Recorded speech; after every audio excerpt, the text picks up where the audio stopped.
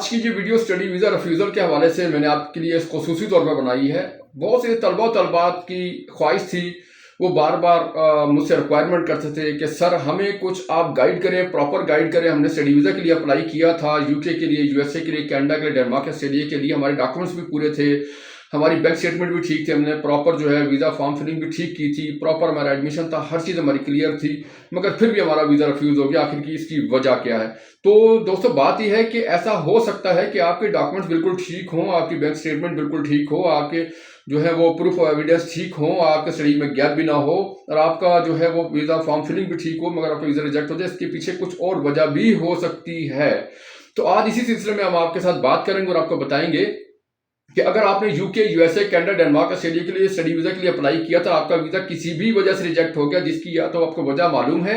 या आपको एम्बेसी ने बताई है या नहीं बताई, तो अब आपको क्या करना होगा? अगर आपने दोबारा से स्टडी वीज़ा के लिए अप्लाई करना है, यूके के लिए, यूएसए के लिए, कनाडा के लिए, डेनमार्क के लिए, ऑस्ट्रेलिया के लिए, तो ये वीडियो आपने पूरी देखनी, आखिर तक देखनी, ताकि आपको पूरी मालूमात मिल सके कि अगर आपने कहीं पर ऐसी गलती की है तो आप दोबारा ऐसी गलती ना करें, और ताकि आपका वक्त ज़ाया ना हो, आपका पैसा ज़ाया ना हो, और आपको ज़हनी तौर पर टेंशन का सामना ना करना पड़े, और आप बैन ना हो, और आपको वीज़ा मिल सके, और आप स्टडी के लिए बाहर जा सके, और वहाँ जाकर स्टडी भी कर सके, अपनी जो लाइफ में आपने जो प्रोग्राम बनाया है वो कंप्लीट हो सके, जो आपका फ्यूचर का जो प्लान है वो पूरा हो सके, और वहाँ पे अर्निंग भी कर सकें। तो ऐसे जो अफराद हैं, ऐसे वालिदैन भी जो हैं, जो अपने बच्चों के लिए स्टडी वीज़ा के लिए पहली मरतबा अप्लाई करने जा रहे हैं, उन्होंने पहले स्टडी वीज़ा के लिए कभी अप्लाई नहीं किया, तो उनको पता नहीं कि स्टडी वीज़ा कैसे अप्लाई किया जाता है, इसके लिए कौन कौन से डॉक्यूमेंट्स रिक्वायर्ड होते हैं, इसके लिए रिक्वायरमेंट्स क्या होती हैं, इसके लिए कौन सी यूनिवर्सिटी से रब्ता कैसे किया जाता है, उससे उनसे एडमिशन कैसे मंगवाया जाता है, उसकी फीसिस कैसे सबमिट करवाई जाती हैं, वीज़ा फॉर्म फिलिंग कैसे फिल किया जाता है, और बैंक स्टेटमेंट कैसे लगाई जाती है, अगर स्टडी में गैप अगर है तो स्टडी गैप को कैसे कवर किया जाता है, और इंटरव्यू की तैयारी कैसे की जाती है, ये सारी मालूमात जो है आप हमसे ले सकते हैं, हम आपको बता देंगे। अगर आपने पहली मरतबा स्टडी वीज़ा के लिए अप्लाई करें तो भी आप हमसे रब्ता कर सकते हैं, हम आपको बता देंगे, प्रॉपर गाइड करेंगे, प्रॉपर आपके डॉक्यूमेंट्स देखने के बाद, आपको प्रॉपर असेसमेंट के बाद आपको बता देंगे, गाइड करेंगे कि आपके इंटरेस्ट के मुताबिक, आपकी क्वालिफिकेशन के मुताबिक 12 ईयर, 14 ईयर, 16 ईयर्स, ए लेवल, मास्टर, बैचलर्स, जो भी आपकी क्वालिफिकेशन है, आपके लिए कौन सी यूनिवर्सिटी बेहतर होगी, आपका एडमिशन कैसे होगा, फीसिस कैसे सबमिट होंगी, फीसिस कितनी होंगी, क्लासेस कब से शुरू होंगी, और ये किस कंट्री में आपका एडमिशन होगा, वीज़ा लगने की रेशो क्या होगी, वीज़ा लगेगा भी नहीं लगेगा, ये सारी मालूमात हम आपको प्रॉपर फ्री ऑफ कॉस्ट दे देंगे। इससे आपको जो है बड़ा फ़ायदा हो जाएगा कि अगर आप पहली मरतबा अप्लाई कर रहे हैं तो आप भी रिफ्यूज़ल से बचें। अगर आप भी किसी गलती की वजह से आपका वीज़ा रिफ्यूज़ हो गया या आप बैन हो गए, कोई ऐसा डॉक्यूमेंट लगा दिया कि जो कि गलत था, जिसकी वेरिफिकेशन ना हो सकी, तो आपका वीज़ा रिफ्यूज़ हो जाएगा। आपको भी इस पहले फर्ज की तरह जिनका वीज़ा रिफ्यूज़ हुआ, जिनको जो है वक्त का ज़िया और उनका पैसे का ज़िया और उनको ज़हनी टेंशन का सामना करना पड़ा, आज फिर दोबारा से री अप्लाई करना चाह रहे हैं, तो आप भी इसी लिस्ट में ना आ जाएं। तो पहली मरतबा अप्लाई करने वाले भी याद रखें कि स्टडी वीज़ा अप्लाई करने से पहले ज़रूर एक मरतबा रब्ता कर लें हमसे, हम आपको प्रॉपर बता देंगे, गाइड कर देंगे कि आप प्रॉपर अपना डॉक्यूमेंटेशन कंप्लीट करें, प्रॉपर इंटरव्यू की तैयारी करें, और प्रॉपर तरीके से जो है एम्बेसी में जाकर और अपना वीज़ा अप्लाई करें। ठीक है, तो उसके लिए आप हमसे रब्ता कर लीजिएगा, हम आपको पूरी इसमें सपोर्ट करेंगे। इसकी कोई चार्जेस आपसे नहीं लगेंगे, सिर्फ अपने डॉक्यूमेंट्स हमें व्हाट्सएप करके स्कैन करके सेंड कर रहे हैं, हम आपको प्रॉपर बता देंगे। इसी तरह से वो अफराद जिनका वीज़ा किसी भी वजह से रिजेक्ट हो गया, जिसमें कुछ वजूहातों में आपके साथ शेयर कर रहे, तो शायद यही वजह हो कि आपका वीज़ा रिजेक्ट हुआ। बाज़ दफ़ा तो एम्बेसीज जो है वो आपको बता देते हैं कि आपका वीज़ा हम किस वजह से रिजेक्ट कर रहे हैं, किस वजह से करने जा रहे हैं, आप हमारी कौन सी रिक्वायरमेंट पूरी नहीं करते, आपने कहाँ गलती की, आपने कहाँ झूठ बोला, आपने कहाँ पर डॉक्यूमेंट गलत लगाए हैं, या आपकी क्या वजह थी। बाज़ एम्बेसीज बिल्कुल नहीं बताती हैं, बस वो रिजेक्शन का लेटर देकर आपको फारिग कर देती हैं। तो अगर आप भी इस चीज़ से बचना चाहते हैं, दोबारा से अप्लाई करना चाहते हैं, तो आप हमसे रब्ता कर लें। अपने तमाम जो रिफ्यूज़ल डॉक्यूमेंट्स हैं, जो तमाम डॉक्यूमेंट्स हैं जिस कंट्री के लिए अप्लाई किया था, वो डॉक्यूमेंट्स आप हमें बजरिया व्हाट्सएप सेंड करें। हम आपके तमाम डॉक्यूमेंट्स देखने के बाद, उनके असेसमेंट के बाद आपको प्रॉपर गाइड करेंगे, बताएंगे कि अब आपका वीज़ा किस वजह से रिजेक्ट नहीं होगा, आपको क्या करना होगा, कौन से डॉक्यूमेंट्स लगाने होंगे, और किस कंट्री में, किस यूनिवर्सिटी में, किस प्रोग्राम में आपका एडमिशन कितनी फीस में हो सकता है। और इंशाल्लाह कोशिश करेंगे कि आपका वीज़ा जो 100% आपका लगे और आपका वीज़ा रिफ्यूज़ भी ना हो।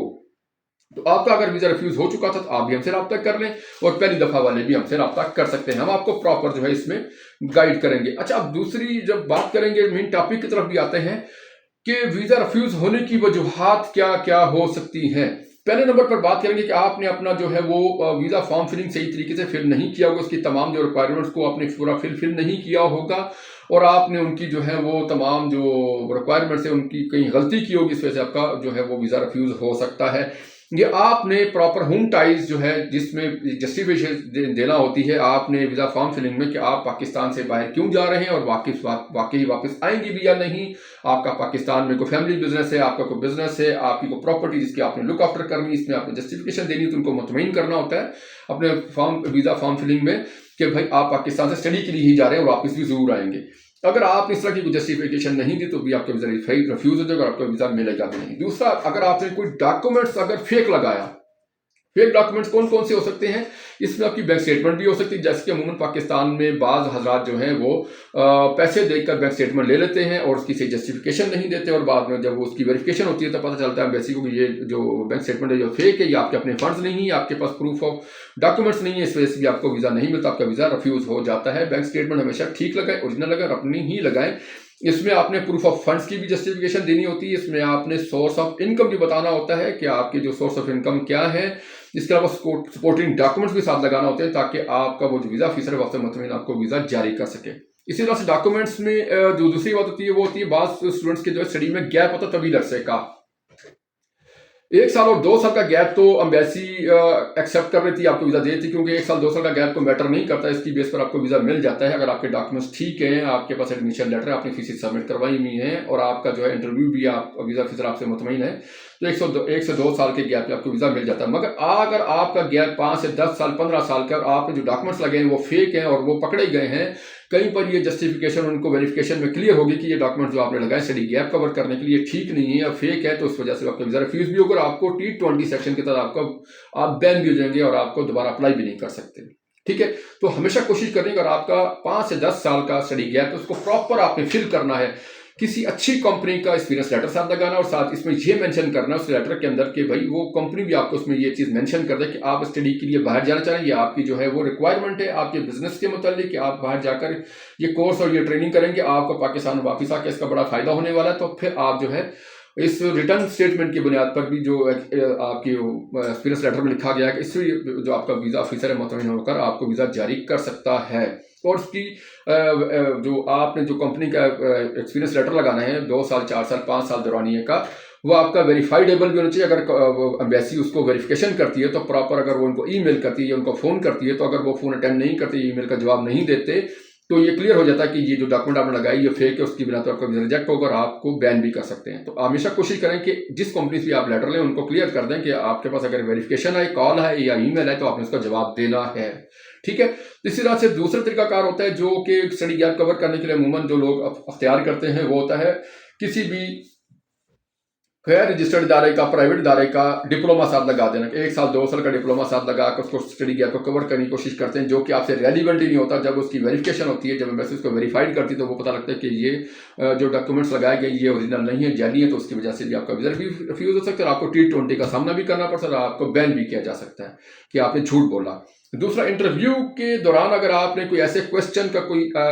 जो आंसर ऐसा दे दिया कि जो कि गलत है, जो कि आपकी जो आपने फाइल जो जमा करी उसमें कुछ और है, आप जवाब कुछ और दे रहे हैं और वीज़ा सेक्शन ऑफिसर जो है इस चीज़ को क्लियर कर रहा है कि भाई ये जो झूठ बोला जा रहा है, तो वो झूठ बोलने में भी आपको बैन भी कर सकता है, आपका वीज़ा भी रिफ्यूज हो सकता है। तो ये बहुत सारे फैक्टर्स होते हैं वीज़ा रिफ्यूज़ल में जो आ जाते हैं अमूमन, कि बाज़ दफ़ा तो आप कंफ्यूज हो जाते हैं, बाज़ दफ़ा ऐसा भी होता है कि वीज़ा रिफ्यूज़ हो जाने के बाद आप अपील भी कर सकते हैं, अपील का भी बाकायदा हक होता है, अपील की भी जा सकती है। अपील कैसे की जाती है, इसके लिए बाकायदा जो लॉयर हायर किया जाता है, वो लॉयर आपके लिए कौन से डॉक्यूमेंट्स तैयार करता है, उसको फिर आप अपील कैसे दायर करते हैं और कोर्ट में कैसे अपना जो है वो केस दायर करते हैं, इसकी बिना पर भी आपको वीज़ा मिल जाता है। अगर आप अपील कोर्ट में करते हैं 99% चांसेस होते हैं कि आपका वीज़ा मिल जाए, अगर आपके डॉक्यूमेंट्स ठीक हैं, आपका जो है आपको यकीन है कि आप हक पर हैं। इसी तरह से एडमिनिस्ट्रेटर जो रिव्यू है वीज़ा रिजेक्शन होने पर भी जो लिखने होते हैं वो अगर आपने ठीक नहीं लिखे, इस वजह से भी आपका वीज़ा रिव्यू जो हुआ था, अगर आप यूनिवर्सिटी को लिखते हैं जी आपने जो है वो हमें ऐसा ज्यादती कि हमारा वीज़ा जो है रिफ्यूज़ किया है, तो उस पर भी आपको बाद पर वीज़ा मिल जाता है। ठीक है, इसी तरह से ये सारी चीज़ें जो मैटर करती हैं वीज़ा रिफ्यूज़ होने में, जो मैंने आपसे डिस्कस की हैं, जिसमें बैंक स्टेटमेंट से लेकर आपके फेक डॉक्यूमेंट से लेकर और इंटरव्यू से लेकर बहुत सारी जो मैंने आपको चीज़ें डिस्कस की हैं, ये हो अगर आपको इनमें से किसी भी इशू का सामना करना पड़ा है और आपका वीज़ा रिफ्यूज़ हो गया तो कोई मसला नहीं है, आप अपने तमाम डॉक्यूमेंट्स हमारे इस्लामाबाद हेड ऑफिस तशरीफ लाकर जमा करवा सकते हैं। हम आपके तमाम डॉक्यूमेंट्स देख के आपको बता सकते हैं। हमारा जो हेड ऑफिस है international institute of technical training centre and study abroad, ये इस्लामाबाद में वाक़ है। अगर आप पाकिस्तान के दूसरे शहरों से तो कोई मसला नहीं है, आप पाकिस्तान के किसी दूसरे शहर से ताल्लुक़ रखते हैं तो अपने तमाम डॉक्यूमेंट्स हमें व्हाट्सएप करें। अगर आपका वीज़ा रिफ्यूज़ हो गया तो हम आपके तमाम डॉक्यूमेंट्स की फ्री असेसमेंट के बाद आपको गाइड कर देंगे कि अब आपको वीज़ा कैसे अप्लाई करना है, अपील कैसे करनी है, सारी जो है वो हम आपको गाइड कर देंगे प्रॉपर स्टेप बाय स्टेप। इसी तरह से अगर आप पहली मरतबा स्टडी वीज़ा के लिए अप्लाई कर रहे हैं और आप भी स्टडी जो है वो रिफ्यूज़ल से बचना चाहते हैं तो आप भी हमारे से रब्ता कर सकते हैं। हम आपको प्रॉपर गाइड कर देंगे इस सिलसिले में। किसी किस्म की कोई भी मालूमात अगर आपको स्टडी वीज़ा रिफ्यूज़ल के हवाले से, स्टडी वीज़ा के हवाले से दरकार हो, आप स्टडी वीज़ा के लिए अप्लाई करना चाहते हैं तो आप हमारे थ्रू अप्लाई कर सकते हैं। हमारा इंशाल्लाह जो है वीज़ा जो रेशो है वो 100% है। हमारे अभी तक किसी भी स्टूडेंट का वीज़ा रिफ्यूज़ नहीं हुआ। अगर आपको भी ऐसी ही जो है वो अप्लाई करने के लिए कोई मदद दरकार है, आप अप्लाई करना चाहते हैं तो हमसे रब्ता कर सकते हैं। स्क्रीन पर हमारा आपको व्हाट्सएप नंबर नज़र आ रहा है, इस व्हाट्सएप नंबर पर रब्ता करें। और कोई भी मालूमात अगर आपको दरकार है इस हवाले से तो आप प्रॉपर हमसे